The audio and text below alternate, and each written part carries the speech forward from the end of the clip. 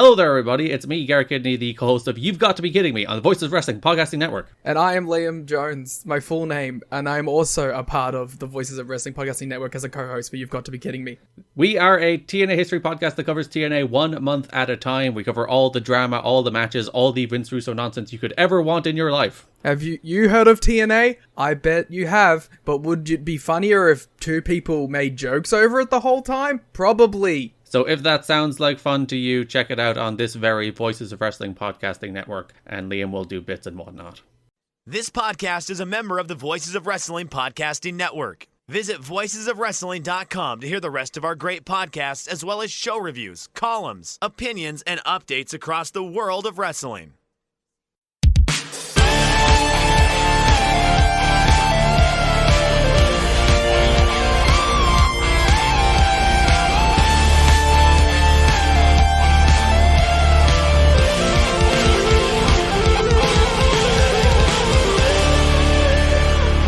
Welcome back to another episode of The Good, the Bad, and the Hungee here on the Voice of Wrestling Podcasting Network.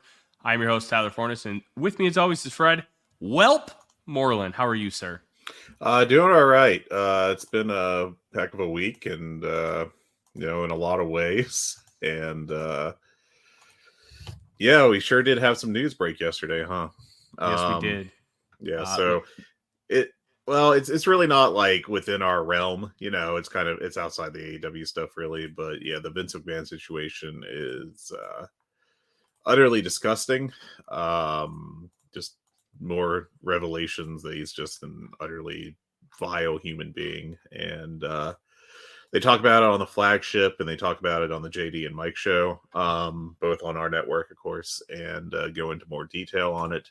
I do think it's important to note that not only is the Wall Street Journal article out there, but also the actual text of the lawsuit that has been filed by the alleged victim is out. And I got to tell you, Tyler, I've read some not so great stuff in my life just because of history and all that, but this is one of the most vile things I've ever had the misfortune of reading.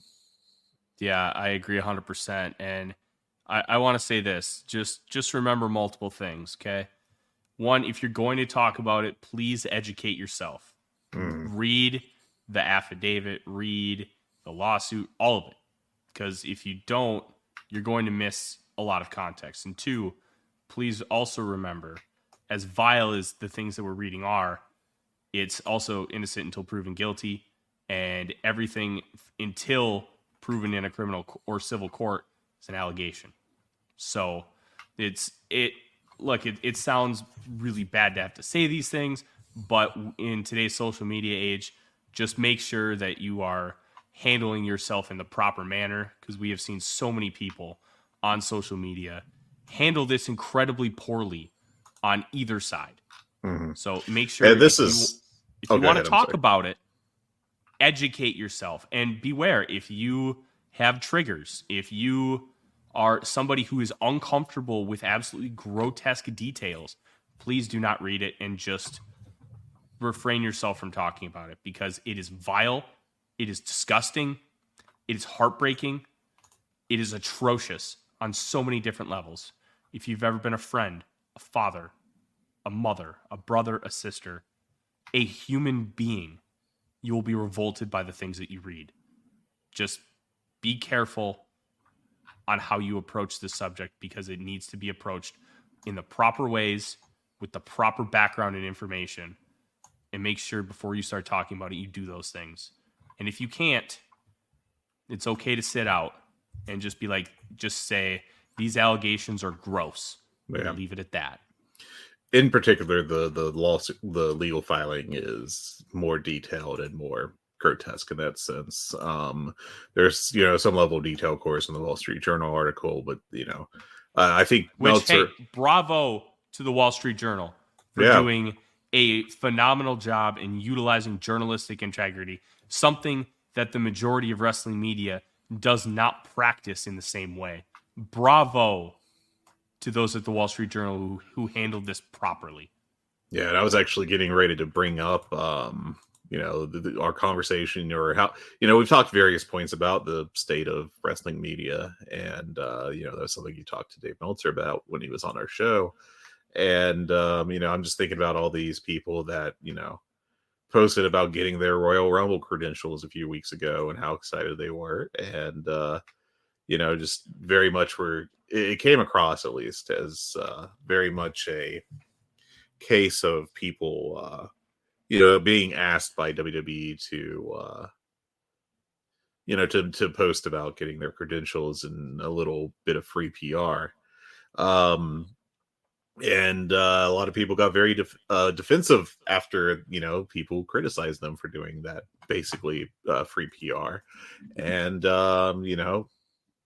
well, now it's up to those people, everyone with credentials in general. And I think specifically the people who are like, I'm not just doing PR, I'm trying to organize stuff. Okay, well, you have an opportunity in the room, assuming they still go through with the press conference, to ask whoever's in there, whether it be Paul Levesque or another executive, questions about this. And the onus is on you to do that. And failing to do that is, I think, not only a professional failing at this level. It's not just coming short on what your job should be as a media member, but it's a moral failing as well. We've seen these videos of people at these press conferences when, like, Roman Reigns comes out and demands to be acknowledged, with his catchphrase, them playing along and everything. And it's like, well, are you there to play games, or are you there to do media work? And you got to decide. And this is as clear cut of a decision point as there's going to be for those people in that room. And the wheat's going to be separated from the chaff, and there might just be a whole lot of chaff in there, I guess, but we'll see. The thing that these people don't understand is if you get a credential, it's a press credential. You are media. Therefore, you need to act with a certain journalistic integrity. Why do I know this? I've been credentialed. I know what it's like to sit through a press conference. I know what it's like to conduct yourself in an interview. And I know what questions need to be asked and how you need to ask them. You don't need to go to 6 years of journalism school to learn these things. It's basic stuff. Hey, there's a big story. Even if you know they're not going to give an answer, you ask the question. Why? How are they going to respond? How are they going to answer you? Are they going to stumble? Are they going to give you a non-answer that ends up being a real answer? You have to ask the question. If you don't ask the question, you are failing yourself. You are failing everybody. And once again, if this Royal Rumble room does not ask any of those questions, they are failing wrestling fans and wrestling media and making this look more like a joke than it already has been in years past. This is the time to step up. This is the time to do the right thing. This is the time to act like you deserve to be in the room, not because you are a content creator. Anybody can create content. And the scope of what you create is honestly doesn't matter. You are in the room, therefore you are press, and you need to act like it. And I am calling on everybody to do the right thing. Ask the question. If they give you a bad follow-up, if they give you a bad answer, follow up. Mm-hmm. Ask the question. Nobody has asked about Stephanie McMahon. Not one person. What happened? Do you know how often they've been asked about Vince? What is it, once or twice? It's pathetic. I cover the Minnesota Vikings. If a player was accused of sexual assault, do you know what the first question would be in that press conference? Asking about it. Why? Because it's a pertinent topic, it's a sensitive topic, and it's a topic that needs to have some form of answer. If you are in the room and don't ask the question, shame on you. Shame on you.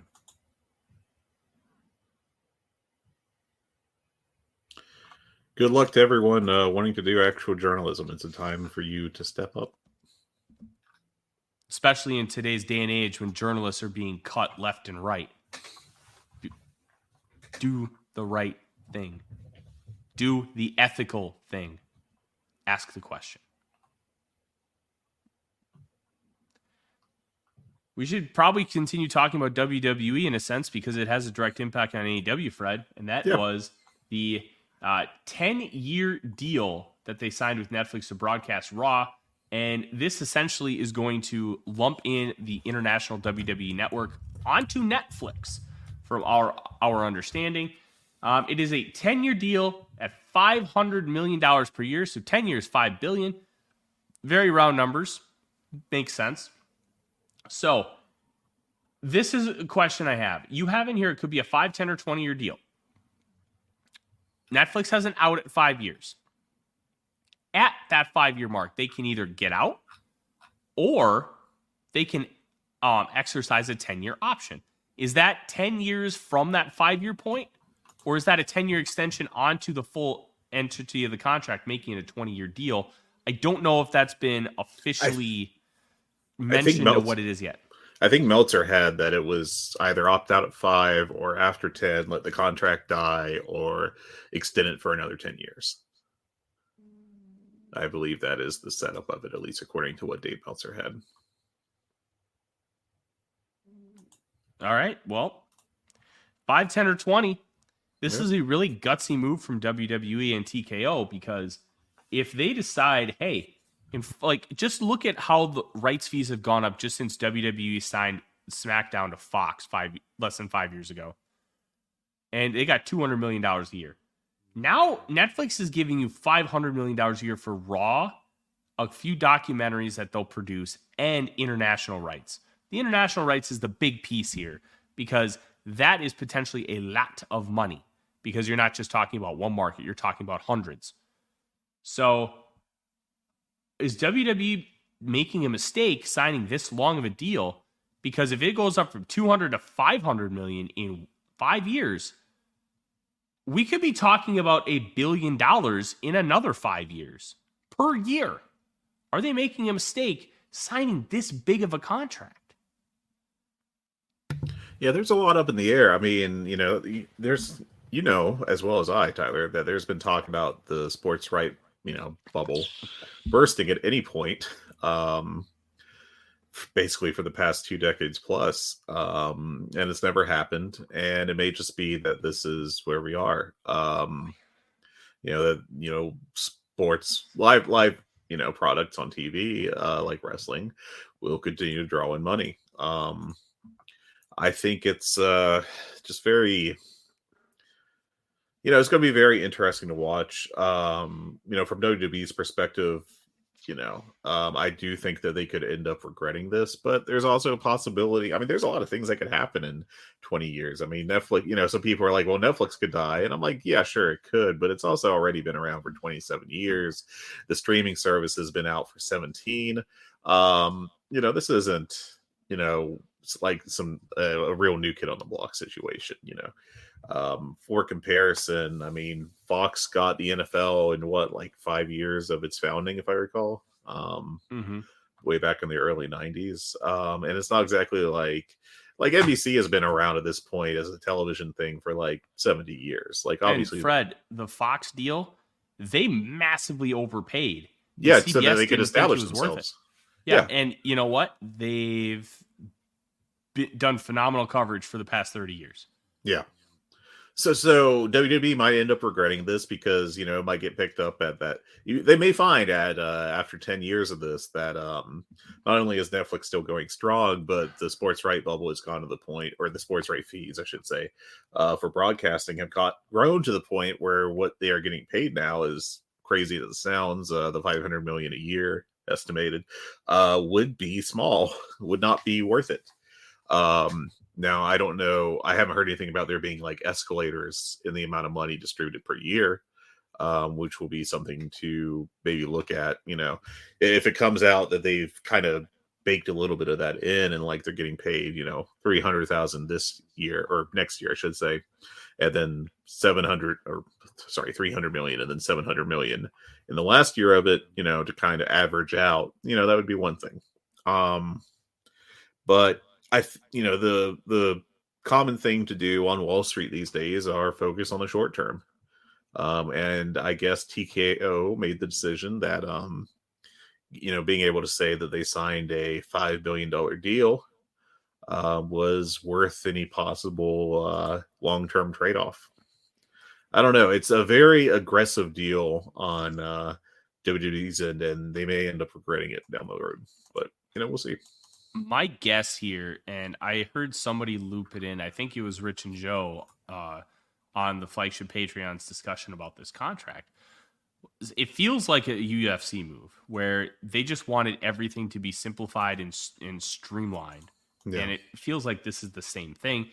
Brandon Thurston of WrestleNomics believes it's around a 30% increase in rights fees from the previous Raw contract, which, look, 30% growth over contracts it's substantial. That's significant. But is it worth the streamlining aspect? Because WWE already burst the bubble on streaming rights. You don't want to have the streaming platform yourself. You want to sell it to somebody who does. And they made a killing off it with Peacock. So I'm curious how this is all going to look in a few years. I'm curious how this is going to look on Netflix. I'm also curious how when AEW starts doing streaming, what that looks like for them.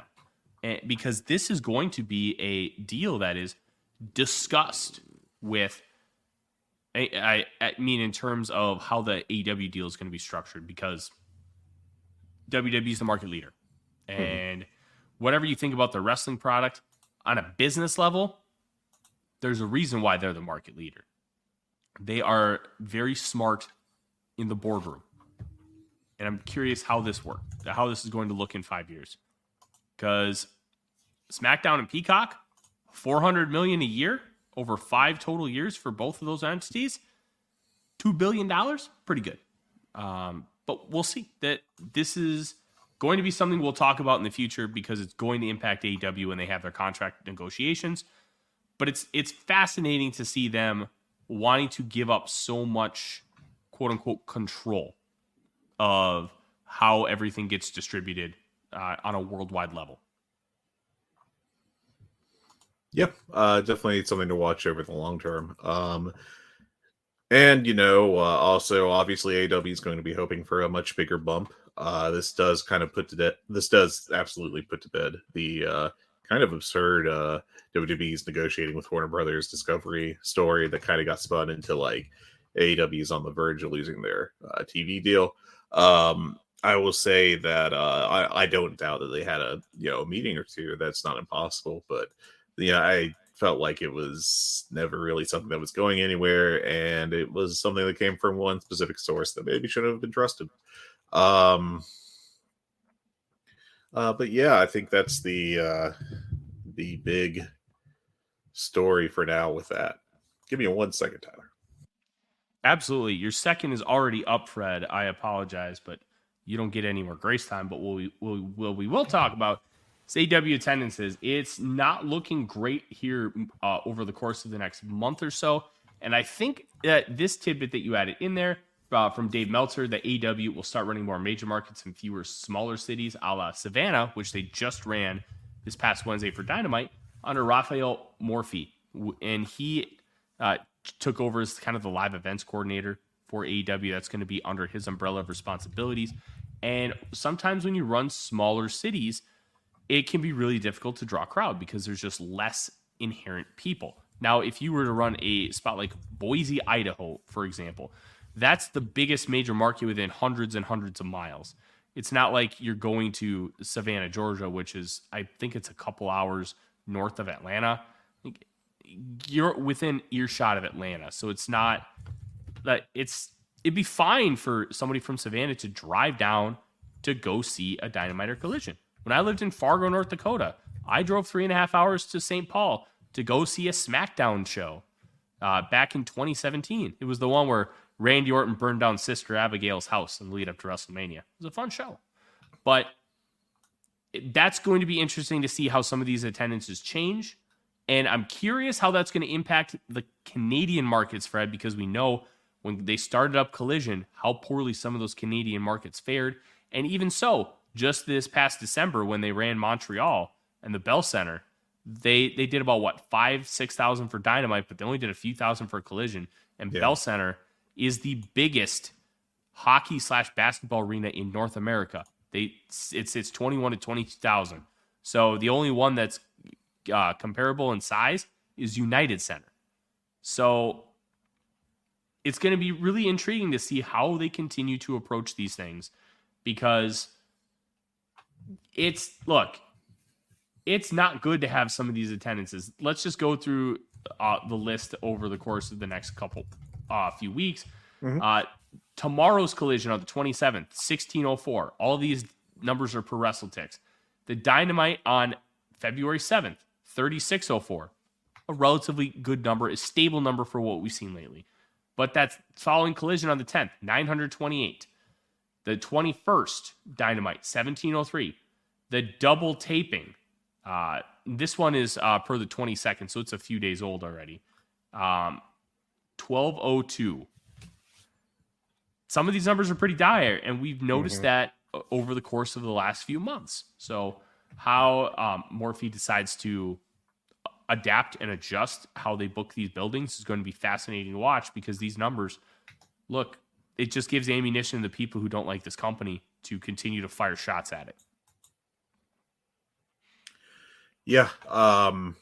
They had to keep it pretty tight there last night in Savannah, which, by the way, is like 4 hours, actually 5 hours almost away from Atlanta. It's closer to Charleston. I stand corrected. South Carolina. And in fact, it may be closer to Jacksonville. So, but yeah. And, wait, Savannah, Georgia's by Florida? It's closer. It may be closer to Jacksonville than it is to Atlanta. It's down along the coast. My Georgia geography stinks. I thought it was like in the northern middle. No, it's right along the coast, and it is about half the distance to Jacksonville versus Atlanta. So, these ticket sales are crap. Some of them are, at least. Like obviously the February 7th one you mentioned is pretty good, but to have a cage match main event tomorrow night and I only have not even break 2,000 distributed is pretty dire. February 10th, still under 1,000. Like, these numbers are not good. There's a report in the Observer that they've stopped doing those late ticket discounts, where it got to the point where it was kind of like, well, should I even bother buying tickets early to some of these shows that aren't going to be well attended? And I don't know. They're in at least with attendance, they're in a tough position. Every other metric is doing pretty well. Ratings are stable and pay-per-view buys are stable, and I would say good. They just finished, I think, as the number 2 show on Wednesday night, if I'm not mistaken. So considering all that, like, they got to figure out how to get people in the house. There's a lot of things you could point at. One person wrote to Dave and specifically mentioned like the never-ending Ring of Honor tapings afterwards. And I do think maybe there's something to that because those shows are so inessential. Just having a 12-match show with 8 squashes, I don't think is going to really entice anyone to attend or stay. So, but it's something that they have to be hoping will be improving. Yeah, I agree. It's going to be interesting to see how things track because we just don't have enough data to know if it's going to make a difference. I guess it will. More news. People in AEW are expecting both Kazuchika Okada, that is, and Mercedes Moné to be coming in soon. I believe the phrasing was used that they were expected to come. Okada was expected to come in around Revolution. Now, This was just tweeted by Sean Ross Sapp within the last hour. And this, I found this very interesting. Sean Ross Sapp tweets, I asked the WWE source this weekend who had been working on the Royal Rumble about the possibility of Mercedes Moné showing up. And the quote from the WWE source, well, we're not really interested in contract tampering with her, so I doubt it, unquote. Sounds like Monet is going to AEW, which is going to be a massive win for their women's division. And we've had extensive talks about Mercedes Monet over the past year. And I'm very excited to see her in this division. I think it's a massive addition, and we'll see how big it ends up being. But adding both her and Okada would be very, very good. And it's also worth noting, within the last hour, Tony Khan tweeted with those New Year's glasses that have 2021 on top of them. 2024 AEW is the next 2021 AEW. And if you remember 2021, they were coming out of the pandemic and they brought in a massive influx of talent. Just within a month's time, they brought in CM Punk, Adam Cole, and Bryan Danielson. I would not be surprised if he's referencing that as well, and coming out of the doldrums that was the MJF title reign, using that as kind of what coming out of that as they came out of the 2020 COVID-19 pandemic. Very dissimilar, but similar in the sense of what the shows were. So buckle up, Fred. Looks like we're gonna have some fun. Yeah. Hopefully, we'll get good stuff out of it. That's the main thing to hope for. I'm very intrigued to see how they use Okada, because American television wrestling, it doesn't feel like he's a great fit, but he's also one of the greatest of all time. You just don't know until you get there. You know what would be great? Give him Stokely Hathaway, and just let Okada stand there and look like an arrogant badass. Yeah, it's going to be really interesting. I don't know which direction to take him in. It's obviously, I think you have to bring him in as a heel initially, or I'm sorry, a face initially. As I say, the opposite of what I mean. But yeah, I guess we'll see. That pop at Revolution is going to be legendary, because they're going to want to bring him in a big building. And assuming it works out like that. Revolution may not even have a stage. I wonder if they're going to scrap the stage so Sting can come out of the tunnel. Yeah. And WWE used to do this with MSG, and most famously they did this with the Royal Rumble, where they came out of the side of the arena and there was no stage, and they packed 20,000 people into that 18,000 seat building. I think it'd be cool for AEW to do something similar. Plus, people want to go see Sting's last match. It's a huge draw. They've already sold over 15,000 tickets, if I recall correctly. So that would get a resounding pop when that coin drops. I think that'd be really cool.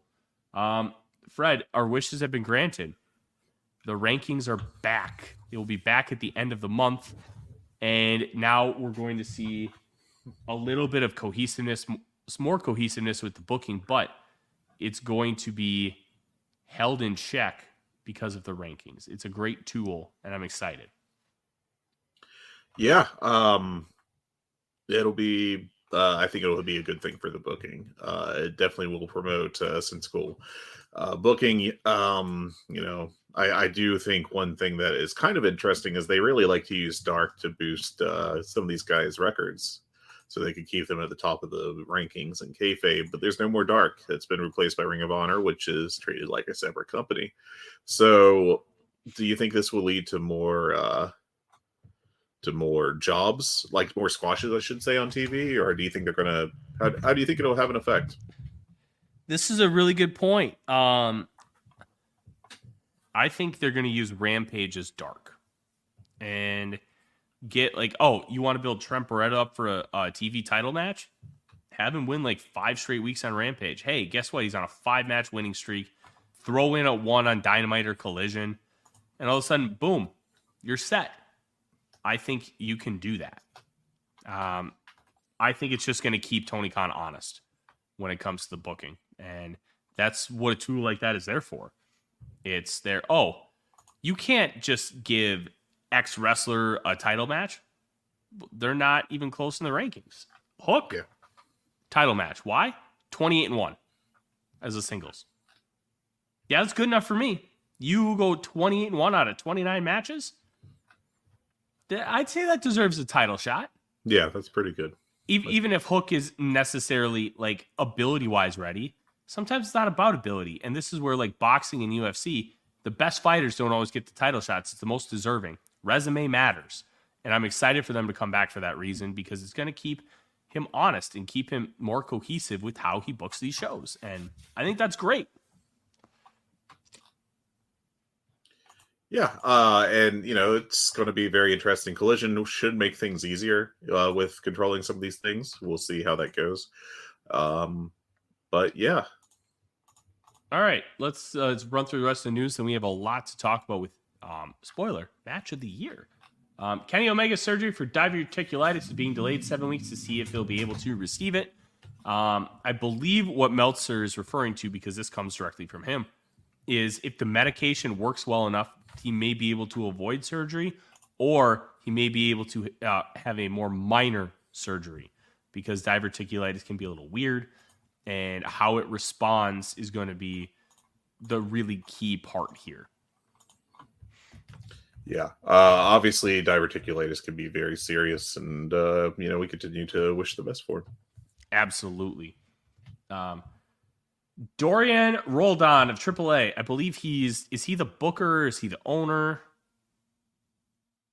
I don't know what he's the owner. Okay. Said in a press conference that they're bringing more AEW guys this year. Very interesting, because TNA is hard to kill. He shook hands with Scott D'Amore, that like essentially cementing a partnership between TNA and AAA. Mm-hmm. So I'm intrigued to see how that works out. AAA was the absolute shits this past year, which really stinks, because normally, even though the booking doesn't ever make sense, it's usually a fun promotion that peaks with some pretty good matches. It was not that this year. And hopefully they can get back to that. And maybe with the influx of some AEW talent, you can get there. But we'll see how this works out. Last piece of news, Jake Atlas is looking to restart his career after his injury and domestic violence allegations. All I'm going to say is we'll see. Yeah. We'll see how it works out, how it ends up going. And yeah, I don't really have any other comment other than that. Yep, pretty much. I think it's a long road to go for him. Yes, I agree completely. Let's give some general thoughts about Collision and Dynamite, Fred, because these shows were kind of run of the mill. There wasn't a ton on them. It was mainly to just continue moving storylines forward. And we are going to get that Elimination 6-man cage match that's going to go up against the Royal Rumble this Saturday, which I'm very excited about. I think that cage match could be awesome between House of Black and FTR and Daniel Garcia. Could be very good, yeah. But I want to give some praise to the Cope Open. This is one of the best things in wrestling right now. It's just, look, Adam Copeland, he's not this massive star. He's not this massive difference maker for the company, but he's going out there every week, wrestling different types of guys, having good to great matches. And you can tell that he loves this and he's putting everything into it, and the passion is there. And for television, and he's continuing a storyline with Christian Cage. For TV wrestling, this is phenomenal. It's simple, no nonsense, good matches that make sense and are compiling into an overall story. Wrestling is simple. It doesn't need to be complicated. Copeland wants to wrestle every single week. So you know what he's doing? He's finding dudes to wrestle. He got to wrestle Minoru Suzuki this past week. The match on Collision with Dante Martin was very good. I think this rocks. This is a great way to use Adam Copeland. And you know what? Eventually, when he ends up taking that TNT title, you can use Adam Copeland and how they built him up over the course of these last few weeks. Now they're going to continue doing so to put somebody over in a massive, massive way. And I think this is great. I can't give enough praise to it. I think it's been pretty good. I'm not as high on it as you, because I don't think it's bad by any stretch, but like everything's been like, pretty good. Like in that 3-star level, we were like, all right, I appreciated this. I didn't regret watching it, but I wouldn't really go out of my way to recommend too much of it. Outside of the Dante Martin match, I don't think really anything's hit that level where I would strongly recommend it. And even Dante, that match was 3.5 stars to me. So like it was like, well, if you have time. I just, I it's not exactly the John Cena US Open Challenge, I think. Yeah. I'm not saying it's in the pantheon of legendary things that have ever been done on television. I just think it's great. It's simple. It's entertaining. It's serving multiple purposes. Like, look, this probably is never going to have a 4 3/4 or 5-star match. Maybe it never gets the 4.5, depending on what you thought of the Suzuki match. But it's TV wrestling. And it's consistent. It's good. Like, I love this. You could definitely do worse. I'm not really like going to strongly bury this or anything, but it is okay. There's definitely worse things they could be devoting the TV time to. Absolutely, there could be worse things they could be devoting the TV time to. Do you have any other thoughts on kind of the Collision and Dynamites this week? Because, like, it just slightly advanced some storylines. It just felt like a placeholder week. And you know what? When you have like 3 months in between pay-per-views, sometimes you need that. Yeah, pretty much. I thought Collision was a pretty good show for the most part. Like every match was, I thought, well above average. Pretty much. At least 3 stars, if not higher. I thought the main event tag was quite good with Danielson and Ortiz and everyone. Eddie and Claudio, obviously. That it was worked well and crowd was well into it. And I also enjoyed Daniel Garcia and Buddy Matthews quite a bit. I thought that was a very good match. I enjoyed Garcia getting the roll up and Buddy kicking out a 3.1 after the surprise loss. Kind of worked. I can't really knock anything on the show. The worst thing on it, I guess, maybe. I don't think the Top Flight Private Party promo was exactly gangbusters. I don't think we got our best Eddie Kingston promo. I know that was supposed to sell the intensity and everything. And I mean, the Tony Storm segment was less ridiculous on my end, in terms of my opinion on things. I'm not exactly going to call her great or anything, but it was all right. Better than the early stuff. And Tony Storm, I think in general has the gimmick has improved. I thought the sit down was fine. The black and white on half the screen may have been a little heavy handed. I don't have a particularly strong take on it. When you get to Dynamite, and she at least has reached the level where she has one good line a week, which is better than having no good lines a week. So the newer massage line was hilarious. It popped me. Yeah, she, and I enjoyed her.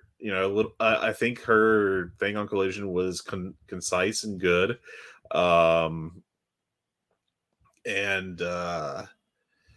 yeah, I mean, there's some progression. It's going very slowly. I'm kind of worried it might, this rate will probably be like 2026 for me to be like, all right, it's actually like fully good. Which of course I'm gonna have a hot take here, Fred. I think Sure. if they had started with this version and didn't go so over the top right away, I think more people would be enjoying the time with Sony stuff. Because you know what? It's just tropey enough, and it's not over the top anymore. Yeah. That I think it's actually gotten pretty good, but they needed that, hey, this sucks, kind of voice from the public to figure that out. They have adjusted and they are adjusting. I'm not going to call it like a good act yet, but it is trending that way, I think. The last 2 weeks is a good act, but as the microcosm of like the whole act and what it has been since its inception, I agree with you. Yeah. 2 other things I do want to bring up. One, that Red Velvet match with Thunder Rosa was ugly at some points. Just a real... I don't think Rosa has looked terrific on her return so far, and hopefully it's more getting the rust off than anything else. I thought the match with Queen Aminata was pretty good. It was pretty good. That was the best she's had, I think, but this was a step back. I think the big problem with the AEW women's division is that a lot of these women peak high, but the consistency is brutal. And you can have just duds. And when you don't have a really solid hand who is just super, super consistent, like the return of Serena Deeb next week on Collision, I think is going to be great because as boring as Serena Deeb can be, she's very consistent and very technically sound. And I think this division just doesn't have enough of that. And I think Red Velvet definitely falls into that category. Peaks high, massively wild across the board as far as her match output. And Thunder Rosa, look, it's fair that she's rusty. She was out for over a year. Put that back. So, and it's not like she's going up against Toni Storm and Jamie Hayter every single week. So I think this is just going to happen until the baseline output of this division just rises. And that's only going to happen with experience and more ring time. And like that, we're just going to kind of have to live with it, which kind of sucks for a major league promotion that you just have to live with it. But you don't have the ability to just stick these individuals like, and this is the same with some of the men too, stick them in developmental for 2 years and then bring them up. You kind of have to get them on television too early. Just look at Sky Blue. Yeah. You have to get them on TV early. The depth is not there. And I've said this before, relying more on, some Joshi imports would help solve that in the interim, but, we're not doing that for whatever reason. I still can't believe that they didn't bring over like Ryo Mizunami and Vaney / Asuka over in particular to make them regular roster members. Riho keeps disappearing. Sheeta's kind of off right now too. Emi Sakura has gone back into the void.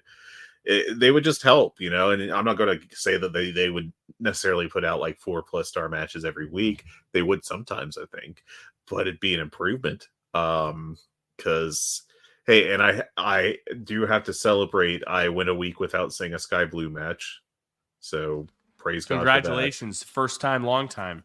God, yeah, seriously. It's not even like a specific knock on her that much. Like I know they're trying to get her experience and everything, but maybe just, tap the brakes a little bit. It's not her fault that she's been overexposed. No, it's not. Yeah, but she has been overexposed badly. God bless. But yeah, like we've got that, and I don't know, man. Like it's a rough division right now, and I think the people that are calling, are complaining about them not doing like 2 women's matches per Dynamite. Like, do you really want to be seeing like what would probably be coming out every week as that second women's match at the expense of some of this other stuff? I think the quality would not be there. I think what these people need to understand is equality is very important, but so is equity. And if the equity is not there, it's a difficult proposition, as you said, to be able to have some of these matches on television consistently. Because at the end of the day, it's Tony Khan from an outside perspective, and obviously there's going to be a lot of nuance with this, and I'm just kind of talking as like a broad picture perspective. The people that are getting these spots on television are, for the most part, really good in-ring workers. And on the med side, yeah, like merit matters. And that's where the equity piece comes in. If you're that good, you're going to be on TV every week. Or if there's like, hey, like we believe in you that highly, we're going to get you on TV every week. Like they put Sky Blue on television every week. She, like, as far as the equity is concerned, what has she done to really earn TV time every week as far as her match output? Like, you have to be patient. They are putting real time and real effort into the stories in the women's division. Like,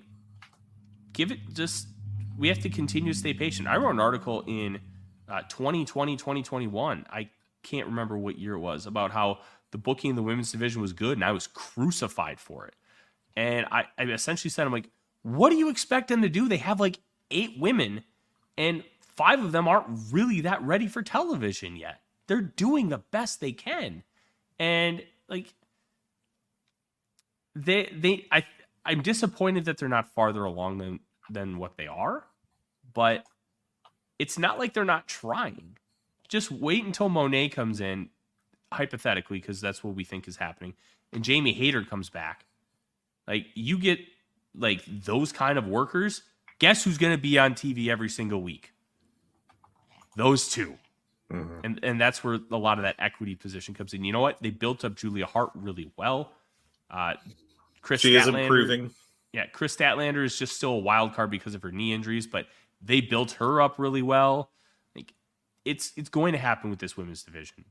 We just have to continue to stay patient, which is a very frustrating thing. But yeah.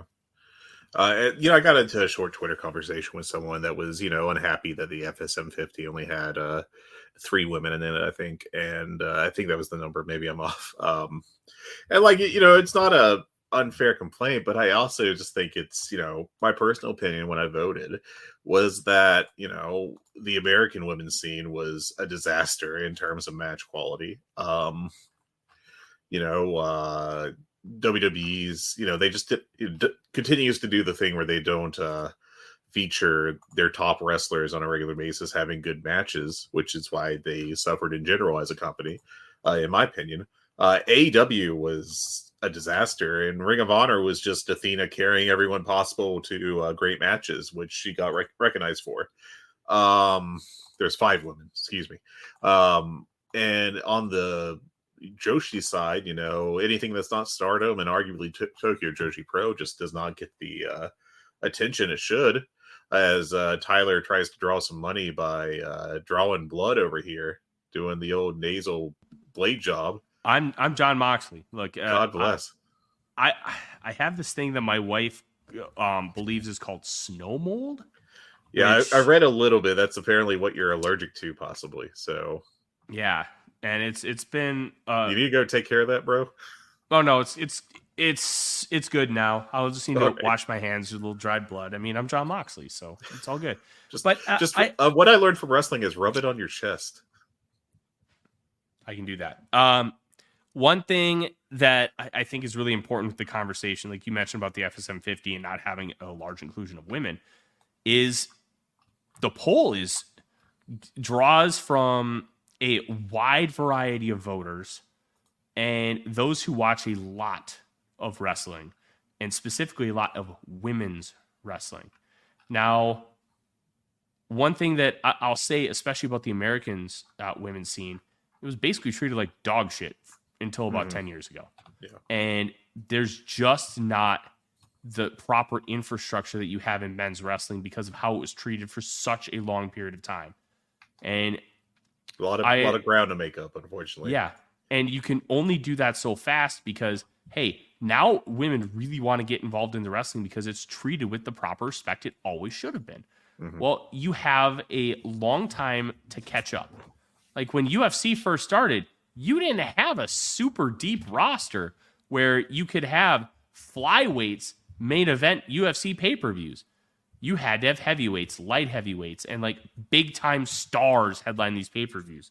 So they were more sporadic. And now when you do monthly shows, you can have people from all weight classes, including women's weight classes, main event big time shows because you have the infrastructure in place. But you know what? It took them 20 years to get there. And I think with women's wrestling, it's probably going to take another 10 years. And that's not due to the fault of the women who are doing a phenomenal job. It's due to the system itself for doing such a poor job of treating women's wrestling with any form of respect. And you know what? This was just a down year for women's wrestling. And that's just what the product was. And equity matters here. Like the FSM 50 is the 50 best wrestlers regardless of anything. Who's the best? And I thought that you and all the others in the poll did a fantastic job of trying to identify that. Because you know what? If, let's say, hypothetically, Miyu Yamashita from Tokyo Joshi Pro was the best wrestler in the world, guess what? You all would have named her the best wrestler in the world. I would hope so, yeah. I have faith in that because of the integrity of the people on that panel.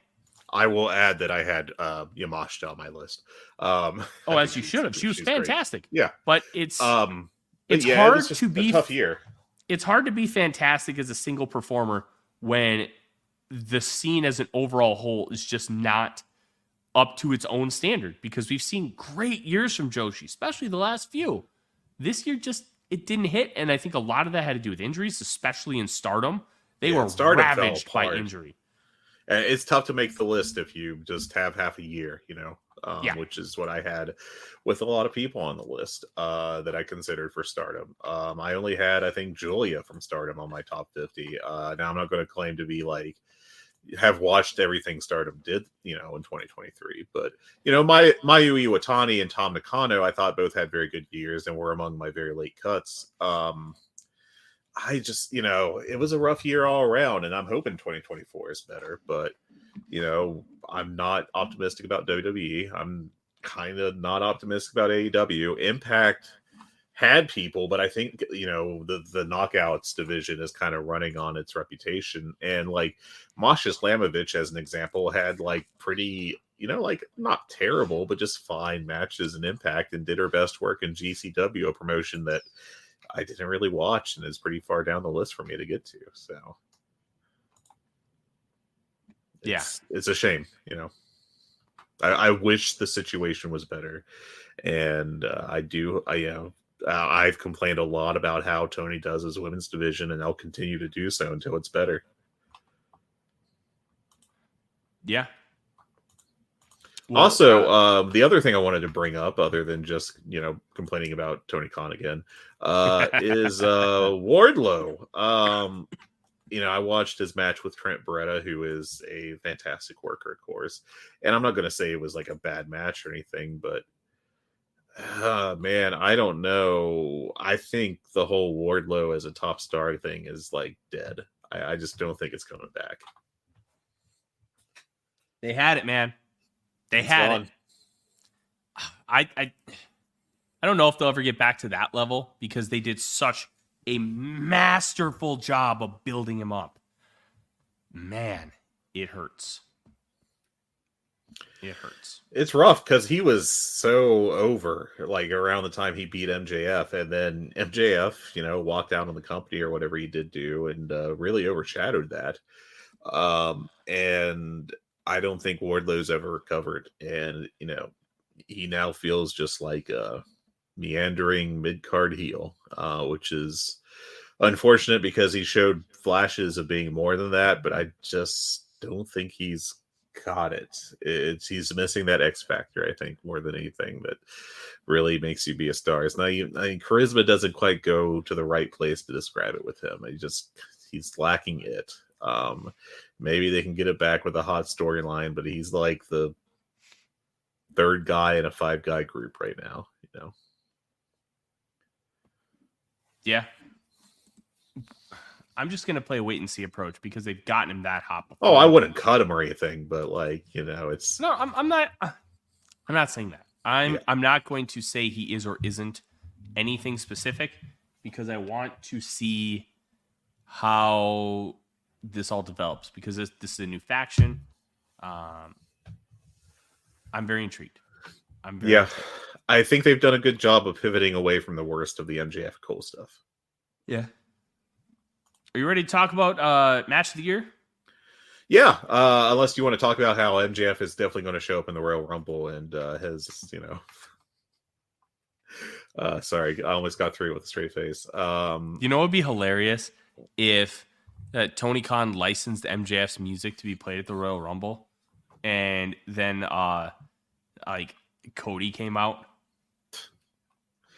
It's just, I cannot be convinced that he hasn't signed a new contract. If you do what you did in 2023 with him as a impending free agent, then I don't know, man. It's really weird to me.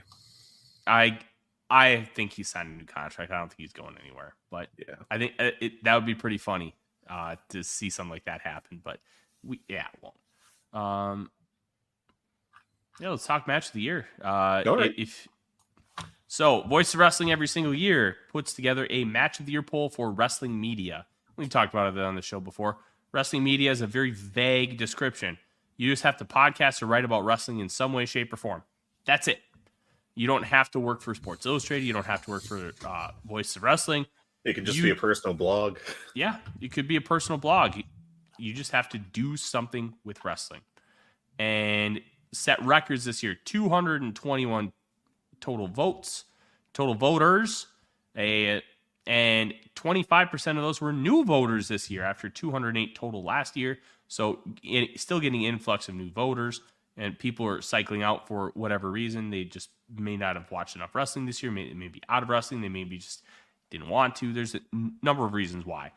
And 380 total matches received votes. The poll itself is derived from Major League Baseball's MVP voting. So first place gets 14 votes for 14 points. Second place gets 9, and then yada, yada, yada. Third is 8th, and then 10th is 1 point. Brad, how do you want to do this? Do you want to just go through our ballots individually or alternate? Yeah, let's just go through our ballots. Fred, I'm going to let you go first. All right, are we doing this one by one, like 10-10, 9-9, or you just go through it all at once? Yeah, let's do 10-10, 9-9. All right, 10-10. My 10th match, my 10th favorite match of the year, was from the January 25th AEW Dynamite in Lexington, Kentucky. Jay Lethal against Mark Briscoe. This was a super emotional match. I think Mark had one of the absolute best performances of the year in this match, and it brought me to tears. Just the emotion of everything. It was a very unique circumstance, and you were live at that match too. I was, and it probably got a live bump from me. I get that, but it was special, and I was fortunate to be able to see it live. That was a match I couldn't rate because it was just so weird to me. Yeah. I don't What you got? My number 10 match was from the Best of Super Junior final, or it was Dominion. I can't remember. It was one of the two. No, I think this was Dominion. Jon Moxley, Claudio Castagnoli, and Shota Umino versus Kazuchika Okada, Hiroshi Tanahashi, and Tomohiro Ishii. I loved this match. That match ruled. I considered that one. It was fantastic, and I need to figure out where it ended up on the match of the year poll, because I think I was one of the only people that voted on it. Mine Briscoe Lethal was way down in the rankings. I can pull it up for you. Was that the Dominion show? Yes. Give me 1 second. I almost have it. Looks like that was 74th. 74th. You know what? Oh, yeah. Okay. Yeah. 74th. Look, I love this match. I thought it was great. What's hilarious is in the write-up, Rich, when he was editing it, included my blurb that said that this was a great beginning to start setting up Shota Umino's future win over Kazuchika Okada. Well, nevertheless. Maybe in 2028 AEW, but yeah, and Claudio, the rumors he wasn't going to make the booking, and I think he got to Osaka Joe Hall 30 minutes before he was supposed to go out. Yeah, it was very close. Flight delays with the tsunamis. And it was fun. It was cool to see Claudio in New Japan. It was hard hitting. It was brutal. It was a great match. Yeah, I thought it was a fantastic match. For the record, Mark Briscoe, Jay Lethal was 104th on the voting this year, so down in Sadness Village, but just barely. All right, I'll let you go next. What's your number 9? All right, my number 9 finished 86th in the poll. House of Black versus the Elite from March 5th, 2023 at AEW Revolution. I loved this match.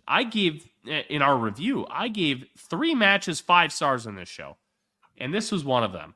And in fact, all 3 matches from Revolution made my top 10. And this was just, I will say, 10, I loved, and I still gave it 4 3/4, but it was my vanity pick. I wanted to get the Astronauts singles match, Takuya Nomura versus Fuminori Abe on here from We Are Fighting Detectives, but I just didn't have the space. Look, House of Black versus the Elite, this is what trios matches are supposed to be. Just a bunch of ass kickers and a bunch of guys who just understand how to build up a match and how to utilize big spots in that. Like, we know it as like what the Dragon Gate 6-man was, and at WrestleMania weekend back in 2006, Do Fixer versus Blood Generation. This was that style match. It was just great. And a decisive win for House of Black. I loved it. Yeah, I thought it was a blast too. I think I went 4 3/4 on it, so not quite high enough to be considered by me, but I enjoyed it a lot. So, let's see, my next one, and for the record, that one finished 86th overall. I said that. Oh, I'm saying it again. So there you go. My number 9 ended up finishing 5th overall. It was Bryan Danielson against Zack Sabre Jr. at Wrestle Dream on October 1st. I just thought this was a fantastic technical match. And, I'm really excited we're going to get another one soon. And I just remember thinking this was a blast and really a special match, I felt like, for this year. Special match, but it didn't peak that high for me. I thought it was good, but I thought there were better. No. We all make mistakes sometimes. Number 8 is Shota Umino against Will Ospreay from New Japan's Power Struggle on November 4th. That was my number 8. Looks like that finished 14th overall. I thought that was like really a big coming out party for Shooter after what had been a very strong year, but I felt like this was like a big high watermark for him, and I thought he had a nice outing. And of course, Ospreay is Ospreay, and just an absolutely phenomenal worker, and had a fantastic year. Yeah, I love Shooter. I've been high on Shooter for a long time, and it makes me feel good to know that he's still got it and he's still the guy. What really sucks about him is no matter how good he gets, there's always going to be some nepotism question because his dad is Red Shoes. And I think that sucks. But that is what it is. My number 8 match of the year comes from New Beginning in Osaka. That is the Rainmaker Kazuchika Okada versus Shingo Takagi. Finished 39th in the poll. I loved this. This was peak Shingo, peak Okada, beating the piss out of each other. And Shingo just tries, but he can't quite get it done. And Okada hits the final Rainmaker for the win. God, this was great. Just peak New Japan main event. Yeah, that was a great match. My number 7 was from Noah, their One Night Dream on July 15th. Katsuhiko Nakajima against Kento Miyahara. I had the 7th. This finished 9th overall. Those two had just an absolutely amazing feud, amazing year with their matches against each other, their individual performances. And I felt like this really defined it. They had some later matches that were obviously very excellent, but I, thought this one was just a little better than the others. Yeah. This match, I'm gonna be very honest. It finished way too low. 122nd in the poll. Only 3 people voted for it. All 3 of us had Voices of Wrestling. That is from G1 Night 1, Will Ospreay versus Taichi, the famous ear-selling match with the Equilibrium. Yeah, that was really good. This was phenomenal. And I thought in his Patreon review, Joe summed it up perfectly. It was a perfect wrestling match. They could not have done any one thing better with how they built it and how they wanted to tell the story. I thought this was great. I thought this was so much better than the New Beginning match, which I really, really liked. It was just perfect. And they climaxed to the end so brilliantly because Ospreay dominated initially, and then that one kick knocked Will's balance and Equilibrium off. And they built it up so well. Great Taichi gets the big win on the first night of the G1. the fact that only 3 people voted for this makes me upset. But it was awesome. I loved it. Well, sorry to upset you. I was not one of them, but I know you weren't. Don't you worry. I am upset with you. Number 6 for me was the finals of the Best of the Super Junior, as Teton and Master Wato had themselves a nice little coming out party. Teton had a fantastic Best of the Super Junior year in what was overall a very strong year for him, and we finally got to see what top tier Master Wato looks like, and hopefully he'll continue to move away from the really goofy gimmick he was initially given, supposedly because it popped Jushin Liger, which is not exactly a great way to work on the future of your junior division. But I thought this ruled. It finished 25th overall. I loved it.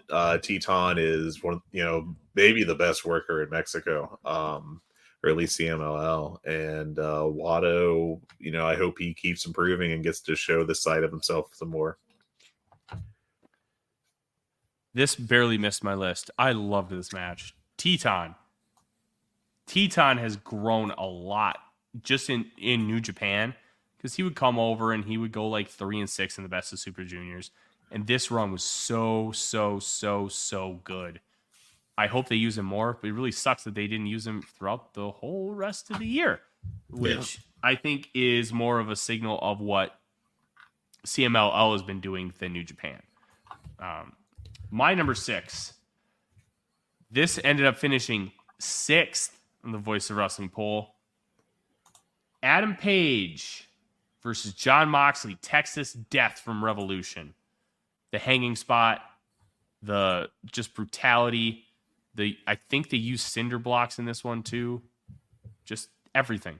They built it up so well, and I thought Moxley tapping out was a great touch because he just knew he was done. Yeah. And even with a heel, like Moxley's more like a heel leaning tweener, and just so beautifully built. Nobody does blow off gimmick matches anymore like AEW. No, I agree with that fully. All right. My number 5, or do you want to do yours? All right, go ahead. All right. My number 5 was from Revolution on March 5th. The Iron Man match between Bryan Danielson and MJF that finished 4th overall. And I thought, I don't know what to say. One of the best, if not the best, Iron Man match I've ever seen. A great performance by MJF, who is one of the best wrestlers in the world. If he can just stop with the bad creative, and I don't know what else to say about Bryan Danielson. Just maybe my favorite wrestler of all time. Danielson rocks, man. He's so good. Let's go to my number 5. Another Texas Death Match from Full Gear, November 18th, finishing 3rd in the Voices of Wrestling poll. Hangman Page versus Swerve Strickland. A lot has been made over the course of time, Fred, about entrances in blood feuds. And, I'm The Miz. I'm just going to do my entrance, even though I want to kill the other guy. That's kind of been the meme. Well, Swerve comes out ultra confident initially, and Hangman Page doesn't wait for his music to hit. He sprints out and starts beating the piss out of Swerve and gets the staple gun and staples him a bunch, staples his child's artwork to his face. It just got the ball rolling, and it was violent. It was brutal. And then Swerve started no-selling the staples and turns around and ends up winning the match. From start to finish, this was so beautifully planned out, so well done. And you couldn't ask. I thought Page and Moxley was the best Texas Death Match of all time. Then I watched this match, and it took it to another level. Amazing. I have nothing to say about that match right now. My number 4 was from Forbidden Door on June 25th. Kenny Omega against Will Ospreay, which finished 2nd overall. A fantastic match that I loved very much. Boo. 4th, you coward. Boo. We'll get to that. My number 4 was your number 5. And that was from Full Gear, MJF versus Bryan Danielson in the Iron Man match that ended up going over 65 minutes. so well done. And Yeah. MJF being the crafty cheater that he is at the end, I thought was really, really well played. This was great. This was so great. This was exactly how a match like this should have gone. And Bryan Danielson and MJF being able to deliver on that kind of level with that kind of pressure is tremendous. Awesome. Yeah. Great match. Great all-time level match. My number 3, which only finished 21st, was from the March 22nd episode of Dynamite. I've talked about this match several times this year, but Kenny Omega and Hijo del Vikingo put on maybe the best just moves match of all time. I loved it. It was just amazing high flying. It was the theoretical perfection of Vikingo, I think, that you could ever possibly get from him. Omega helped him look like $1 million. Vikingo hit everything he tried. It was just like a really special night for him, and I thought it just absolutely ruled. Yeah. That match rocked, and it was tough for me to leave it off, but there's a lot of matches I had to leave off just because of how good of a wrestling year this was. My number 3, which ended up finishing 7th on the Match of the Year poll, from the G1 semifinals on August 12th. Tetsuya Naito, a.k.a. Yoshihiko, versus Will Ospreay, where Will Ospreay had to deliver Destinos to himself like Naito was Yoshihiko because he got knocked loopy in the match, and it was already trending to be an all-time G1 match. And then that happened, and Ospreay had to carry him because not only are you worrying about the booking of this tournament, these tournaments set up a lot of booking stuff for the future. So Will winning can change the entire course of New Japan history. You can't do that. So instead of just doing a roll-up or something, Ospreay coaxed Naito into delivering multiple Destinos, which Ospreay essentially had to do himself. The single best wrestling performance of all time, in my perspective. Not match. The single best wrestling performance, singular, because of what Ospreay had to do to get this match. And you know what? It still looked great, and I still gave it 5 stars. Incredible.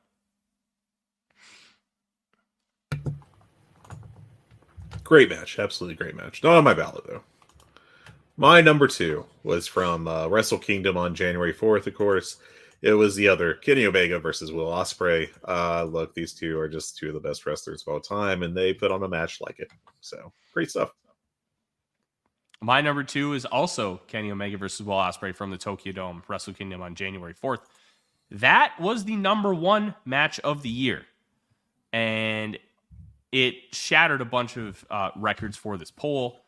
But I got to say, it was incredible. At the time, I thought it was the greatest match of all time, and it was special in a way that can't truly be understood unless you really lived it. So obviously everybody that's listening to the show did, but in 20 years, I don't think people are going to understand how special this match really was because of the paths that Omega and Ospreay took and how they had only really wrestled once when Will Ospreay was essentially a baby in the industry. And then they come out and deliver just an absolute classic. And I'll just go to my number 1 because I think it ties in. My number 1 is Kenny Omega versus Will Ospreay at Forbidden Door, a match that I consider the greatest wrestling match to ever exist. I thought this was better than the Wrestle Kingdom match because the Wrestle Kingdom match exists. Kenny Omega bullied Will Ospreay the entire match, but it was roles reversed where Ospreay bullied Omega for the entire match. And then you have the Don Callis stuff. I don't give a shit. What was really impressive was they started just building towards the finish in the middle of the ring. And then Ospreay pulls out a Tiger Driver 93. And then he also hits a one-winged angel on Kenny. Kenny kicks out at 1. Because only one person had ever kicked out of Kenny Omega's one-winged angel, and that was Kota Ibushi at Peter Pan. I believe it was 2012. That kick out, and then the fury and flurry that Omega displayed afterwards, and then Tiger Driver, Hidden Blade, Stormbreaker, and then a 1-2-3. Just absolutely incredible stuff. beyond incredible. Floored at how good this ended up being. Yeah.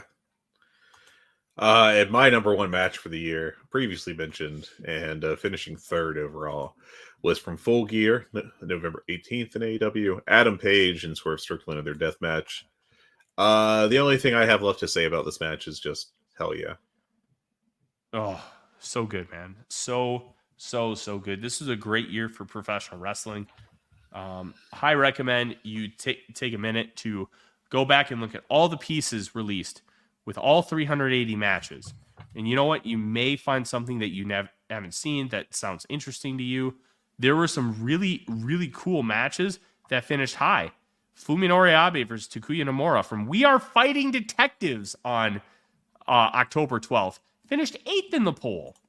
Like, that's a match that you would have never even thought about. Why? Because it's a produce show.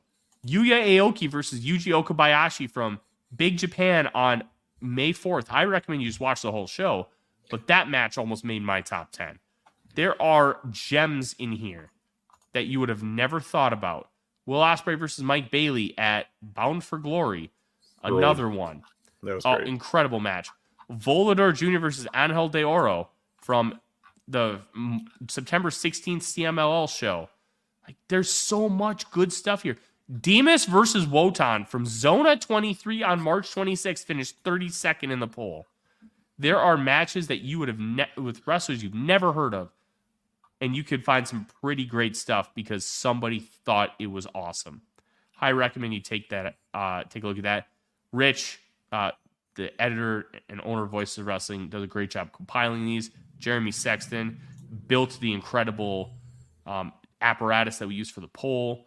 It's awesome stuff. Absolutely awesome stuff. Cannot recommend enough that you take a look and watch a lot of these matches. Yeah, absolutely great stuff. With that, Fred, that is our show. We will be back next week. Sorry, Fred will be back next week. I will be in Mobile, Alabama, covering the Senior Bowl for USA Today's Vikings Wire and my YouTube channel as well. So I will not be able to watch any AEW live next week. Fred will be here to deliver everything that you need to know with potentially a special guest that is completely unconfirmed, but you never know who might show up on the Good, the Bad, and the Hungee. And I will be back the following week, and we will continue looking towards the road to Revolution and see what AEW has in store for us. Maybe we have some more news on Kazuchika Okada and Mercedes Moné. You never know. With that, like, subscribe, comment, give us a 5-star review. Tell us how good we are. Tell us why Fred has better looking hair than I do. And we will see you back next week. Take care. Take care, everyone. Have a good one. Hey everybody, my name is Jesse Collins, and I want to tell you all about my show, The Gentleman's Wrestling Podcast, here on the Voices of Wrestling Podcast Network. On the Gentleman's Wrestling Podcast, we do a thorough analysis on the biggest issues and trends within the pro wrestling industry. We talk a lot about pro wrestling media, we talk a lot about fan culture and wrestling's place within general pop culture, and we talk about the broader influences that are shaping the way we discuss and analyze the pro wrestling industry. We've had some of the brightest minds in the pro wrestling intelligentsia on the show, including WrestleNomics host Brandon Thurston, both Rich Craich and Joe Lanza from the Flagship Wrestling Podcast, Trevor Dame from the Through the Years podcast, and a whole lot more. This isn't a show for hot takes. It's not a show recapping the latest episode of television. This is a show focusing on the biggest topics in pro wrestling and doing a deep dive on the real stories behind the surface level analysis you might find elsewhere. The Gentleman's Wrestling Podcast is available wherever you get your podcasts, and we'd really appreciate it if you gave us a try. Thanks.